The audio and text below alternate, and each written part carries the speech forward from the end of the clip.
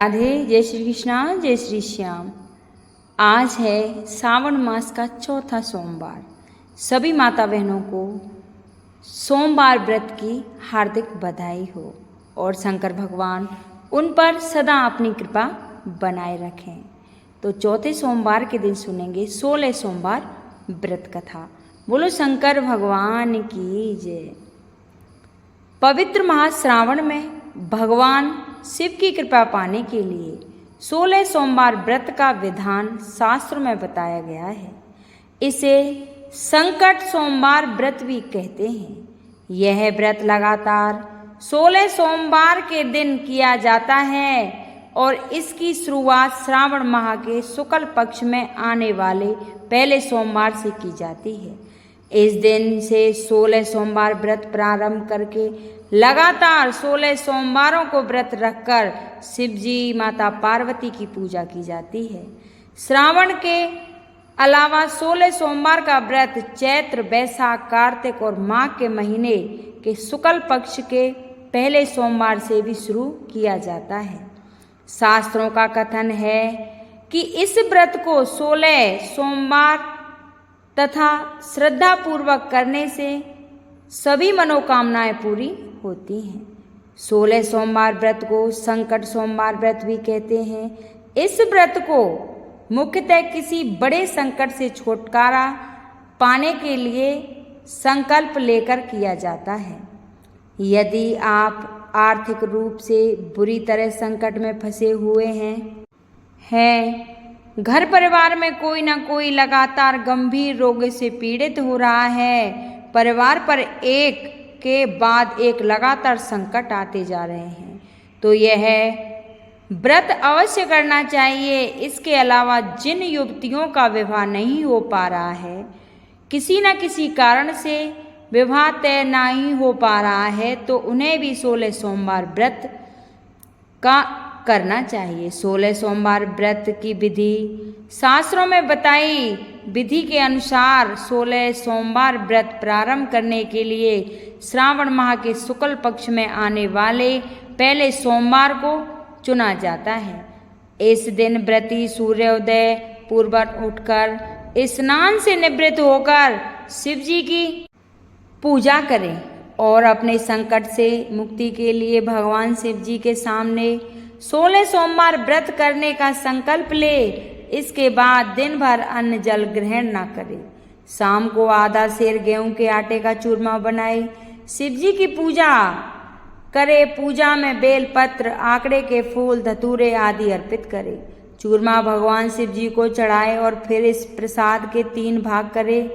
एक भाग प्रसाद के रूप में लोगों में बांटे, दूसरा गाय को खिलाए और तीसरा हिस्सा स्वयं खाकर पानी पिए। इस विधि से 16 सोमवार करे और 17वें सोमवार को 5 सेर गेहूं के आटे की बाटी का चूरमा बनाकर भोग लगाकर प्रसाद बांट दे। फिर परिवार के साथ प्रसाद ग्रहण करे। ऐसा करने से शिव जी सारे मनोरथ पूर्ण कर देते हैं। जिस संकट के समाधान का संकल्प लेकर व्रत किया जाता है, वह अवश्य ही दूर हो जाता है। 16 सोमवार व्रत कथा। एक बार भगवान शिव जी पार्वती जी के साथ भ्रमण करते हुए मृत्युलोक की अमरावती नगरी में पहुँचे। उस नगर के राजा ने भगवान शिव का एक विशाल मंदिर बनवा रखा था। शिव और पार्वती जी उस मंदिर में रहने लगे।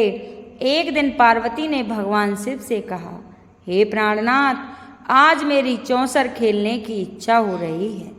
पार्वती की इच्छा जानकर शिव पार्वती के साथ चौसर खेलने बैठ गए। खेल प्रारंभ होते ही उस मंदिर का पुजारी वहां आ गया।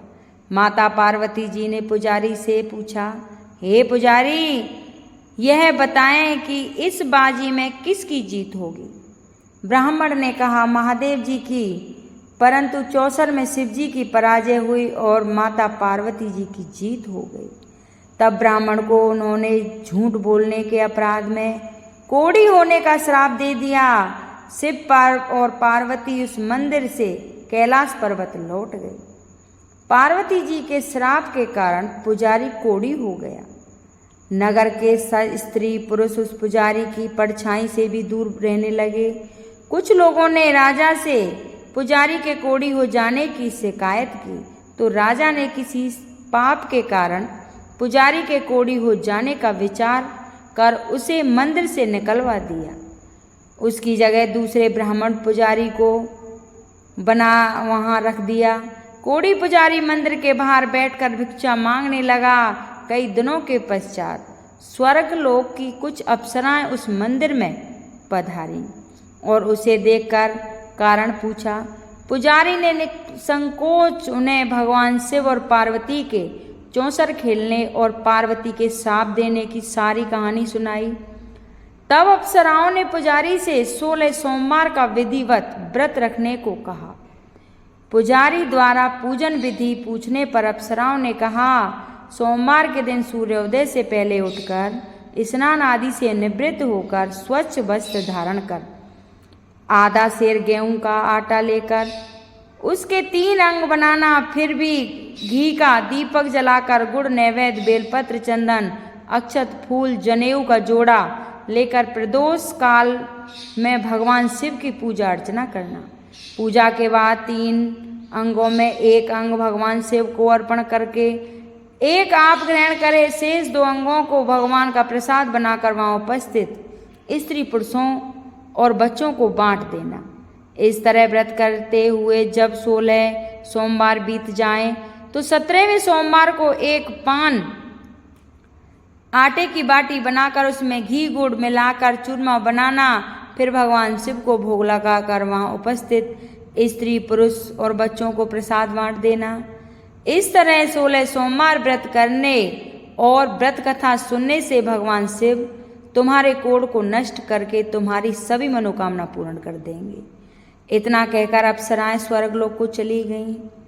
पुजारी अप्सराओं के कथा अनुसार 16 सोमवार का विधिवत व्रत किया। फलस्वरूप भगवान शिव की अनुकंपा से उसका कोढ़ नष्ट हो गया। राजा ने उसे फिर मंदिर का पुजारी बना दिया। वह मंदिर में भगवान शिव की पूजा करता आनंद से जीवन व्यतीत करने लगा। कुछ दिनों के बाद पुनः पृथ्वी का भ्रमण करते हुए भगवान शिव और पार्वती उस मंदिर में पधारे। स्वस्थ पुजारी को देखकर पार्वती ने आश्चर्य से उसके रोग मुक्त हो जाने का कारण पूछा, तो पुजारी ने उन्हें 16 सोमवार व्रत करने की सारी कथा सुनाई। पार्वती जी भी व्रत की बात सुनकर बहुत ही प्रसन्न हुई और उन्होंने पुजारी से इसकी विधि पूछकर स्वयं 16 सोमवार का व्रत प्रारंभ किया। पार्वती जी उन दिनों अपने पुत्र कार्तिकेय के नाराज होकर दूर जाने से बहुत ही चिंतित रहती थीं। वे कार्तिकेय को लौटा लाने के लिए अनेकों उपाय कर चुकी थीं, लेकिन कार्तिकेय लौटकर उनके पास नहीं आ रहा था। 16 सोमवार का व्रत करते हुए पार्वती ने भगवान शिव से कार्तिकेय के लौटने की मनोकामना की। व्रत समापन के तीसरे दिन सचमुच कार्तिकेय वापस लौट आए। कार्तिकेय ने अपने हृदय परिवर्तन के संबंध में पार्वती जी से पूछा, हे माता, आपने ऐसा कौन सा उपाय किया था जिससे मेरा क्रोध नष्ट हो गया और मैं वापस लौट आया? तब पार्वती ने कार्तिकेय को 16 सोमवार के व्रत की कथा सुनाई। कार्तिकेय ने अपने एक ब्राह्मण मित्र ब्रह्मदत्त के परदेश चले जाने से बहुत दुखी थे। उनको वापस लौटाने के लिए कार्तिकेय ने 16 सोमवार का व्रत करते हुए ब्रह्मदत्त के वापस लौटाने की कामना प्रकट की। व्रत के समापन के कुछ दिनों के बाद मित्र लौट आया। ब्राह्मण ने कार्तिकेय से कहा, प्रिय मित्र, तुमने ऐसा कौन सा उपाय किया था जिससे परदेश में मेरे विचार एकदम परिवर्तित हो गए और मैं तुम्हारा स्मरण करते हुए लौट आया? कार्तिकेय ने अपने मित्र को भी 16 सोमवार के व्रत की कथा विधि सुनाई। ब्राह्मण मित्र व्रत के बारे में सुनकर बहुत खुश हुआ। उसने भी व्रत किया। सोमवार व्रत का समापन करने के बाद ब्रह्मदत्त विदेश यात्रा पर निकला। वहाँ नगर के राजा हर्षवर्धन की एक बेटी राजकुमारी गुंजन का स्वयंवर हो रहा था। वहाँ के राजा ने प्रतिज्ञा की थी कि एक हथनी यह बरमाला जिसके गले में डालेगी वही उसकी पुत्री का विवाह उसी से करेगा। ब्राह्मण भी उत्सुकतावश महल में चला गया। वहां कई राज्यों के राजकुमार बैठे थे। तभी एक सजी धजी हथनी सूंड में जयमाला लिए वहां आई। हथनी ने ब्राह्मण के गले में जयमाला डाल दी। फलस्वरूप राजकुमारी का विवाह ब्राह्मण से हो गया। एक दिन उसकी पत्नी ने पूछा कि हे प्राणनाथ, आपने कौन सा शुभ कार्य किया था जो उस हथनी ने राजकुमारों को छोड़कर आपके गले में जयमाला डाल दी। ब्राह्मण ने 16 सोमवार व्रत की विधि बताई। अपने पति से 16 सोमवार का महत्व जानकर राजकुमारी ने पुत्र की इच्छा से 16 सोमवार का व्रत किया। निश्चित समय पर भगवान शिव की अनुकंपा से राजकुमारी के एक बड़े सुंदर सुशील व स्वस्थ पुत्र पैदा हुआ। पुत्र का नामकरण गोपाल के रूप में हुआ। बड़ा होने पर पुत्र गोपाल ने भी माँ से एक दिन प्रश्न किया कि मैंने तुम्हारे ही घर में जन्म लिया, इसका क्या कारण है। माता गुंजन ने पुत्र को 16 सोमवार व्रत की जानकारी दी। व्रत का महत्व जानकर गोपाल ने भी व्रत करने का संकल्प किया। गोपाल जब 16 वर्ष का हुआ तो उसने राज्य पाने की इच्छा से 16 सोमवार व्रत का विधिवत व्रत किया। व्रत समापन के बाद गोपाल घूमने के लिए समीप के नगर में गया। वहां के वृद्ध राजा ने गोपाल को पसंद किया और अपनी पुत्री का धूमधाम से विवाह कर दिया। पुत्र राजकुमारी मंगला का विवाह गोपाल के साथ कर दिया। 16 सोमवार के व्रत करने से गोपाल महल में पहुंचकर आनंद से रहने लगा। 2 वर्ष बाद वृद्ध राजा का निधन हो गया तो गोपाल को उस नगर का राजा बना दिया गया। इस तरह 16 सोमवार व्रत करने से गोपाल की राज्य पाने की इच्छा पूर्ण हो गई। राजा बनने के बाद भी वह विधिवत 16 सोमवार व्रत का करता रहा। व्रत के समापन पर 17 सोमवार में को गोपाल ने अपनी पत्नी मंगला से कहा कि व्रत की सारी सामग्री लेकर वह समीप के शिव मंदिर में पहुंचे। पति की आज्ञा का उल्लंघन करके सेवकों द्वारा पूजा की सामग्री मंदिर में भिजवा दी। स्वयं मंदिर नहीं गई। जब राजा ने भगवान शिव की पूजा पूरी की तो आकाशवाणी हुई, हे राजा, तेरी रानी ने 16 सोमवार व्रत का अनादर किया है, सो रानी को महल से निकाल दे, नहीं तो तेरा सब वैभव नष्ट हो जाएगा।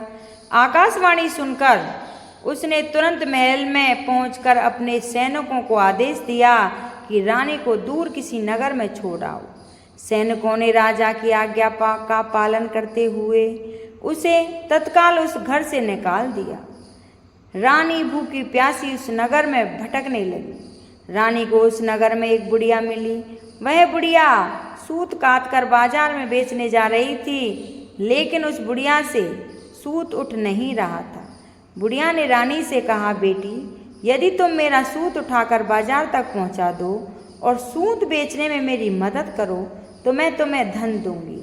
रानी ने बुढ़िया की बात मान ली, लेकिन जैसे ही रानी ने सूत की गठरी को हाथ लगाया तभी जोर की आंधी चली और गठरी खुल जाने से सारा सूत आंधी में उड़ गया। बुढ़िया ने उसे फटकार कर भगा दिया। रानी चलते चलते नगर में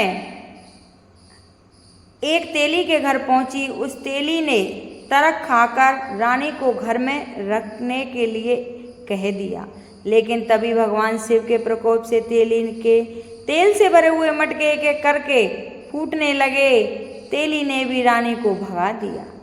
भूखी प्यास से व्याकुल रानी वहां से आगे की ओर चल पड़ी। रानी ने एक नदी पर जल पीकर अपनी प्यास शांत करनी चाहिए तो नदी का जल उसके स्पर्श से सूख गया। अपने भाग्य को कोसती हुई रानी आगे चल दी। चलते चलते रानी एक जंगल में पहुंची। उस जंगल में एक तालाब था, उसमें निर्मल जल भरा हुआ था। निर्मल जल देखकर रानी की प्यास तेज हो गई। जल पीने के लिए लगी। रानी ने तालाब की सीढ़ियां उतरकर जैसे ही जल को स्पर्श किया तभी उस जल में अखंड कीड़े उत्पन्न हो गए। रानी ने दुखी होकर उस गंदे जल को पीकर अपनी प्यास शांत की। रानी ने एक पेड़ की छाया में बैठकर कुछ देर आराम करना चाहा तो उस पेड़ के पत्ते पल भर में सूखकर बिखर गए।